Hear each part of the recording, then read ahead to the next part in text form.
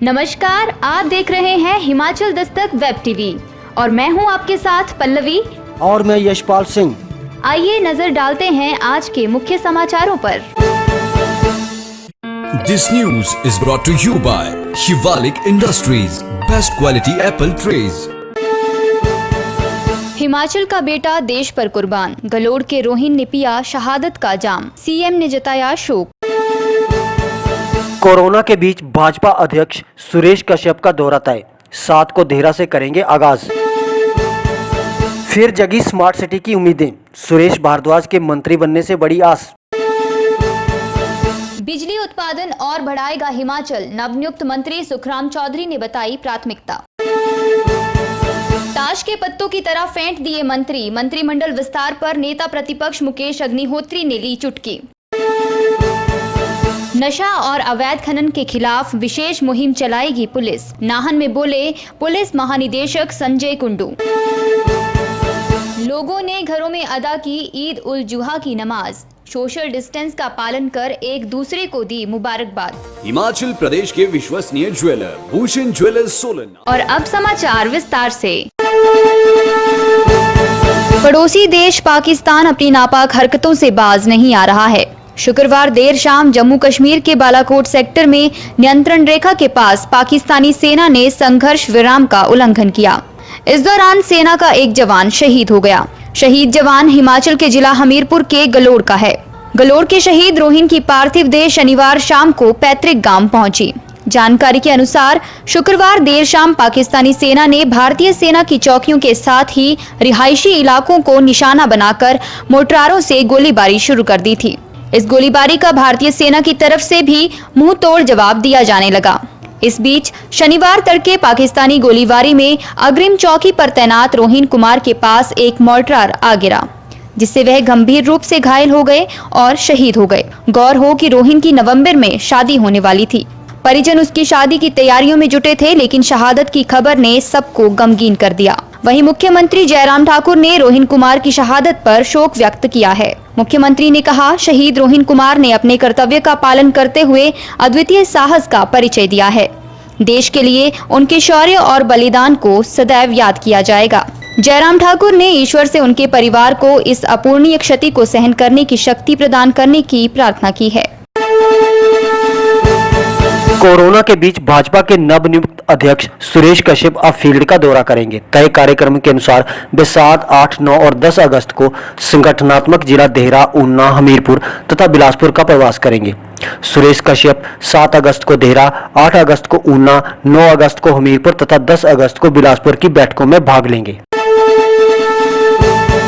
शिमला के विधायक एवं निवर्तमान शिक्षा मंत्री सुरेश भारद्वाज के शहरी विकास एवं टीसीपी मंत्री बनने के बाद राज्य की 2 स्मार्ट सिटी की उम्मीदें फिर से जगी हैं। शिमला शहरी क्षेत्र से विधायक सुरेश भारद्वाज के मंत्री बनने के बाद इस प्रोजेक्ट की गति पकड़ने की उम्मीद है। इसी उम्मीद में शिमला शहर के मेयर, पार्षद आदि नए मंत्री से मिले और उन्हें शुभकामनाएं भी दी।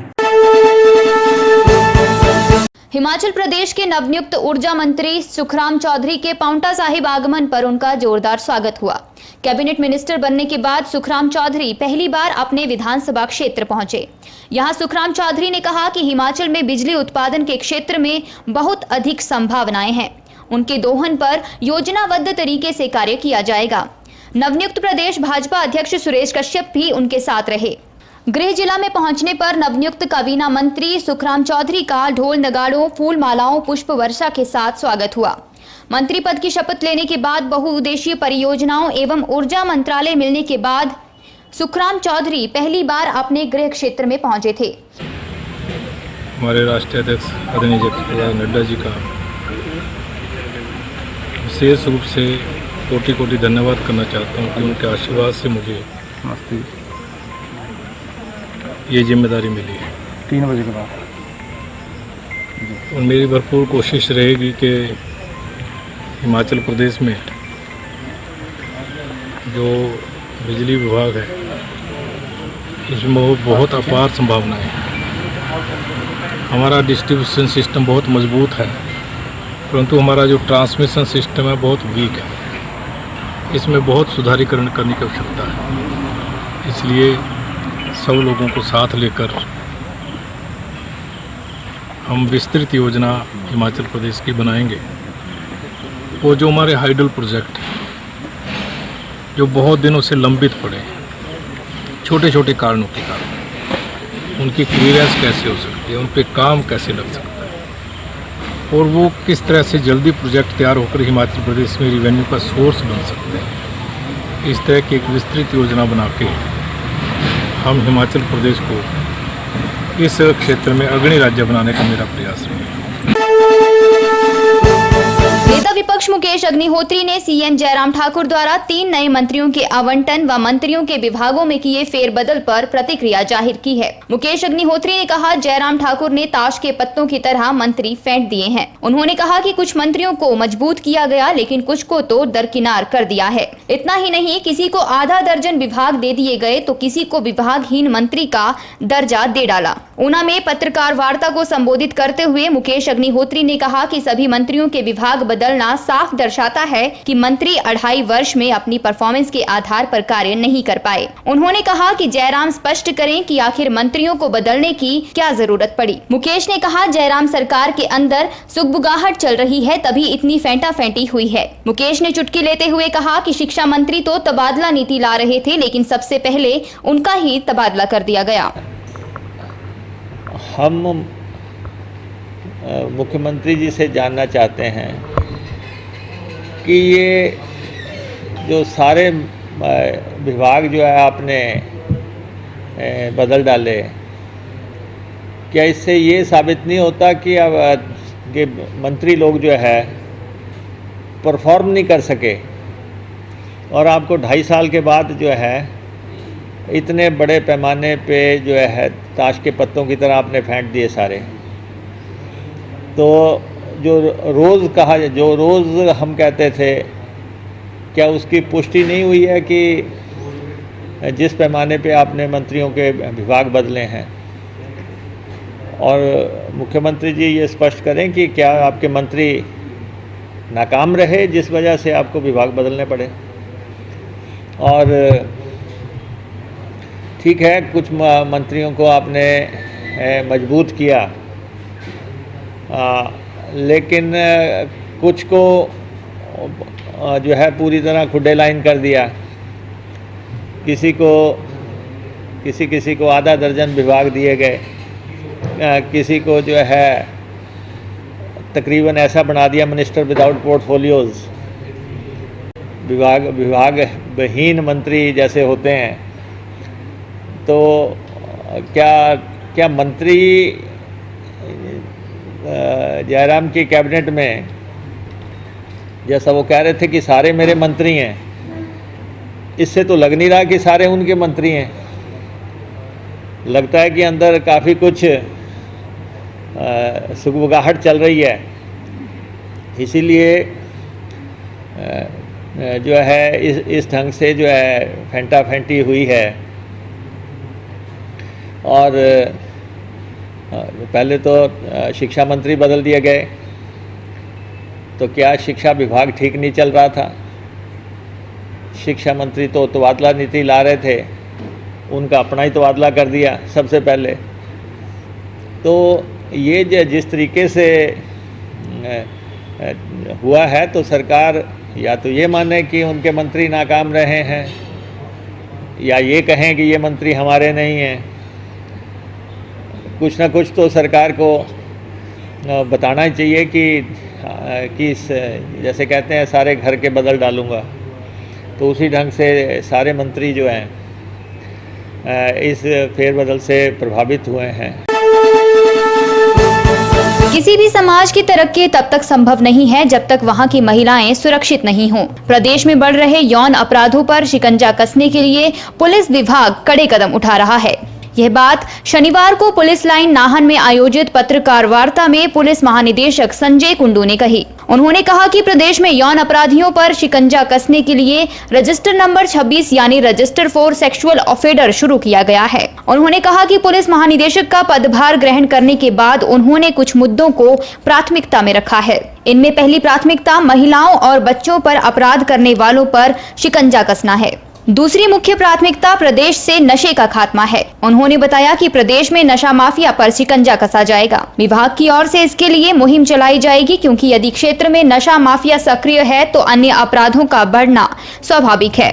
ऐसे में नशाखोरी के खिलाफ कड़े कदम उठाए जाएंगे। पुलिस महानिदेशक ने कहा कि प्रदेश में अवैध खनन को लेकर भी पुलिस विशेष अभियान चलाएगी। जिला मुख्यालय नाहन में मुस्लिम समुदाय के लोगों ने ईद उल जुहा की नमाज अपने अपने घरों में अदा की। कोरोना संक्रमण के चलते मस्जिद और ईदगाह में इस मर्तबा नमाज अदा करने की अनुमति नहीं थी। ऐसे में लोगों ने प्रशासन के आदेशों का पालन करते हुए अपने घरों में ही नमाज अदा की। इस दौरान लोगों ने सोशल डिस्टेंसिंग का पालन करते हुए एक दूसरे को मुबारकबाद दी। मुख्यमंत्री जयराम ठाकुर और राज्यपाल बंडारू दत्तात्रेय ने मुस्लिम समुदाय को ईद उल जुहा की बधाई दी है। आज ईद उल अज़हा का दिन है। ये त्यौहार मुस्लिम महीना जिलहिज्जा की 10 तारीख को सारे दुनिया में मनाया जाता है। इस दिन ही सऊदी अरब में मक्का शहर में हज भी मुकम्मल होता है। तो यहाँ पे नाहन में भी ईद उल अज़हा की जो नमाज है ईदगाह में पढ़ी जाती रही है अभी तक, लेकिन इस साल कोरोना वायरस की वजह से ये नमाज जो है अपने अपने घरों में लोग अदा कर रहे हैं, क्योंकि लोग कोरोना वायरस की वजह से सारी जो धार्मिक स्थल हैं लॉकडाउन में हैं। वहाँ पे अभी तक जो है ये पाबंदी जो है अभी तक खुली नहीं है, ख़त्म नहीं हुई है।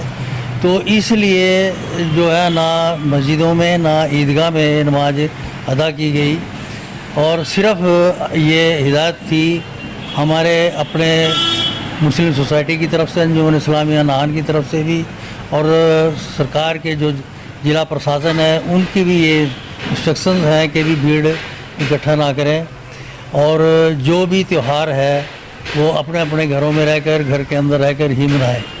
तो हमने प्रशासन का, सरकार का और प्रशासन का ऑर्डरों का पालन करते हुए सारी मस्जिदों में ऐलान करा दिया था कि भी ये जो इस ईद उल अज़हा की जो नमाज है वो सब लोग अपने घर में रह के अपने खुद ही अदा करें।